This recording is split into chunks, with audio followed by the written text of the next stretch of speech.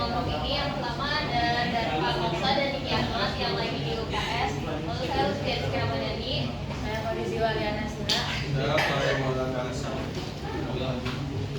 Jadi permasalahannya saya bagi menjadi dua kategori. Yang pertama itu permasalahan pada habitat. Nah dulu ini apa sih? Ada kebakaran hutan, pembunuhan hutan, terus ada pencemaran di perairan. Nah, ntar dulu apa sih? Sabar lagi. Dan dia jangan dikencet.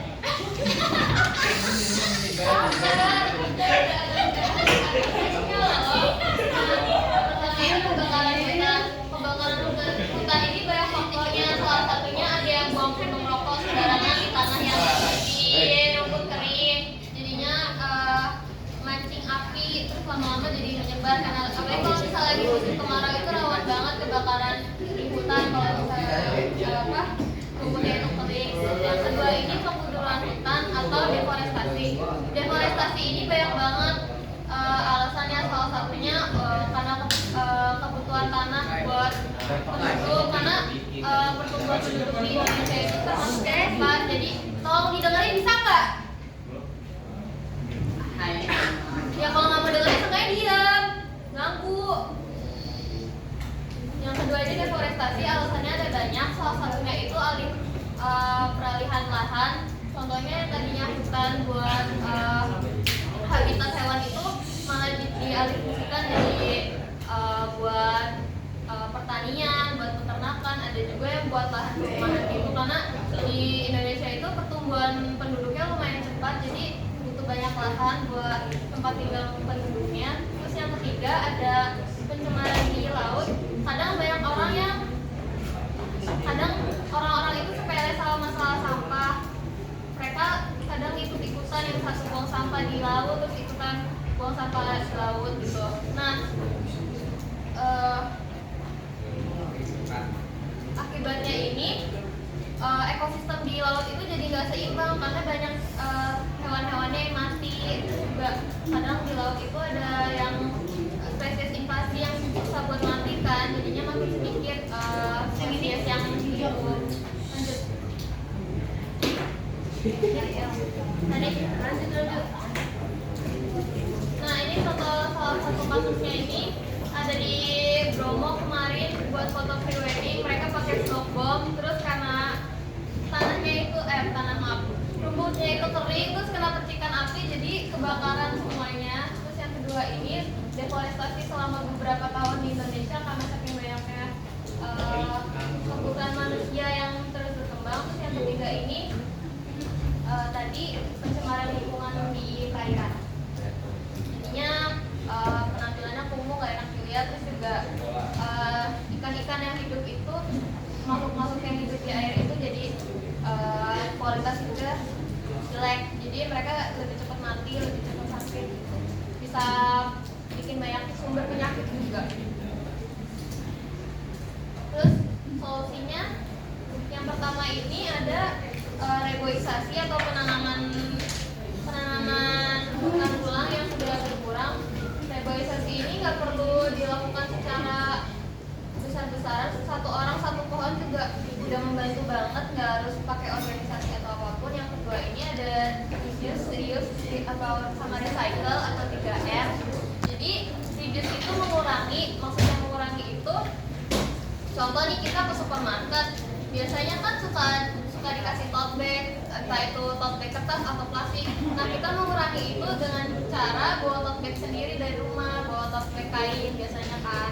Nah kalau reuse itu menggunakan ulang sampah-sampah yang masih bisa digunakan. Contohnya sampah plastik tadi misalnya buat tempat sampah.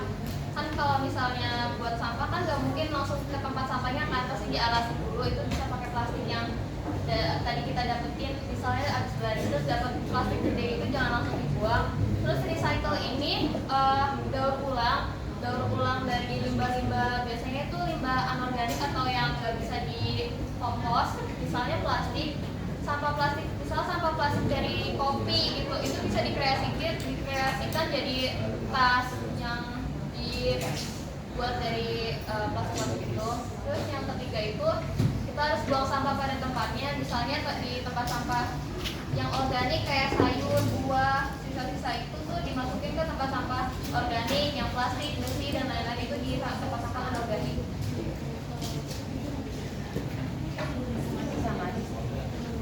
Ya ini contohnya, contoh gambarnya dari reboisasi 3R sama buang sampah pada tempatnya. Lalu ada permasalahan pada toleran sauna. Yang pertama itu ada Yang pertama ini sama kayak yang tadi, kurang lebih deforestasi, jadi habitatnya itu berkurang. Nah karena habitatnya berkurang, biasanya itu hewan-hewannya jadi malah ke pemukiman karena habitatnya semakin sedikit, semakin kecil kan. Jadi mereka malah masuk ke pemukiman warga, dan biasanya kalau udah masuk ke pemukiman warga itu tuh nggak sedikit yang langsung ditembak mati. Itu juga jadi salah satu faktor kenapa hewan-hewannya banyak yang terancam punah. yang kedua itu ada pemburuan liar. Nah, pemburuan liar ini biasanya untuk hobi ya, jadi banyak kolektor yang suka koleksi hewan-hewan langka, entah kepalanya buat menjadi pajangan, kayak kalian kadang suka lihat kan pajangan kepala rusa gitu atau kepala harimau. Ada juga yang kulitnya dipakai buat jaket, buat tas, pakaian gitu. Terus kadang ada yang iseng, sekedar iseng aja, terus nggak sengaja malah nyebarin ke spesies yang terancam punah. Terus yang ketiga itu perubahan iklim. Jadi di dunia ini kan sekarang lapisan ozonnya itu semakin menipis kan. Karena lapisan ozonnya semakin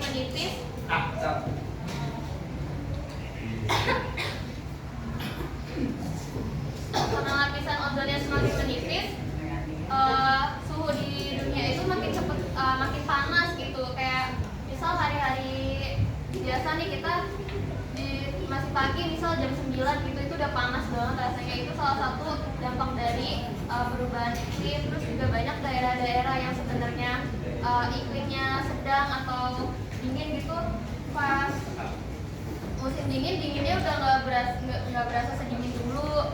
Terus juga karena perubahan iklim ini bisa aja tanamannya nggak bisa beradaptasi lagi sama lingkungannya, jadi mereka cepat mati karena sakit, entah karena sakit atau kekurangan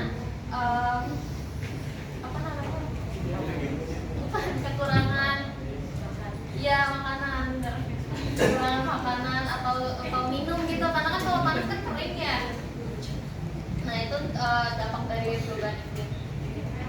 Nah ini contoh di realize-nya, ini gajah ini harusnya tinggal di hutan, tapi karena udah hutannya jadi dialihkan jadi tempat buat pertanian gini, mereka malah jadi masuk ke daerah pertanian itu karena habitatnya makin kecil. Terus yang kedua ini penembakan harimau karena entah itu buat dipakai kulitnya atau apa.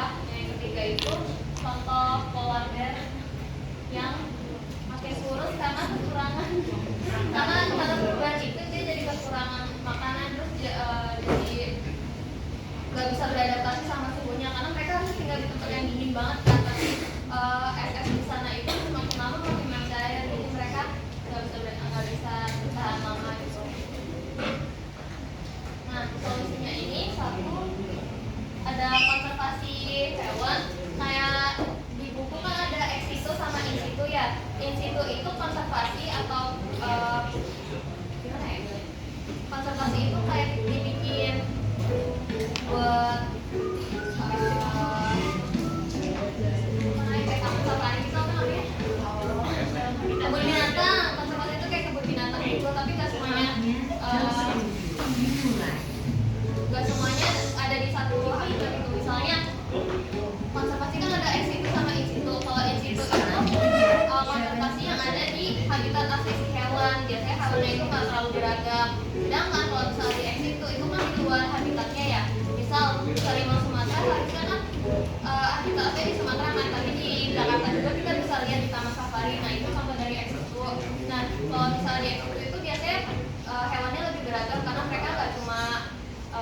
dari Jakarta aja kan, tapi dari daerah-daerah lain. Terus yang kedua ini harus adanya larangan penembakan hewan liar. Kalau hewan liar itu masih belum terancam punah atau apalagi yang sudah terancam punah itu nggak boleh. Dan di Indonesia juga udah ada pasalnya kalau misalnya ada penembakan secara liar atau ilegal atau penangkaran yang secara ilegal. Terus yang ketiga ini penghijauan kota, karena ozon itu semakin menipis agar penipisannya itu nggak terlalu berproses dengan cepat gitu. Kita harus bantu juga lewat